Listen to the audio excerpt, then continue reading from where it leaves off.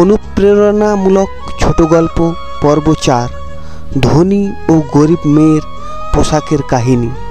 সমাজে কে না চায় ভালোভাবে সম্মানের সাথে মাথা উঁচু করে বাঁচতে? সবাই চায় ভালো খেতে, ভালো জামাকাপড় পরতে, সর্বোপরি ভালোভাবে বাঁচতে। কিন্তু এখনও দারিদ্রতার ছায়ায় বহু মানুষ আশ্রিত হয়ে আছে। আর এই দরিদ্রতার ছায়ায় থাকা মেয়েদের কিভাবে লাঞ্ছিত হতে হয় সেরকমই একটি কাহিনী বলা যাক। বর্ষার মরশুম প্রায় শেষের পথে, সামনেই আশ্বিন মাস, হিন্দুদের সবথেকে বড় উৎসব দুর্গোৎসব। আর মাত্র 12 দিন বাকি। দরিদ্র পরিবার, বাবা মা আর 2 বোন, এই নিয়ে সংসার। চাষবাসে কাজকর্ম করে কোনো রকমে সংসার চলে। মেয়ে ক্লাস 10-এ পড়ে আর ছোট মেয়ে 5-এ। তাদের বান্ধবীদের জামা কেনা সকলেরই প্রায় শেষের পথে। কারো 2টি, কারো 3টি, কারো বা 4টি জামা হয়েছে।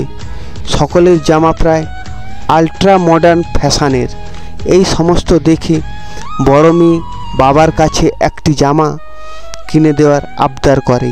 ষষ্ঠীর দিন সকালবেলায় বড় মেয়ে বন্যী শিখাকে নিয়ে বাবা সামনের একটি দোকানে যায় জামা কিনতে।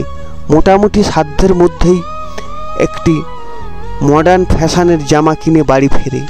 দেখতে দেখতে মহাষ্টমীর দিন আসে। ধনী গরিব মধ্যবিত্ত সকলের বাড়িতে আনন্দের জোয়ার।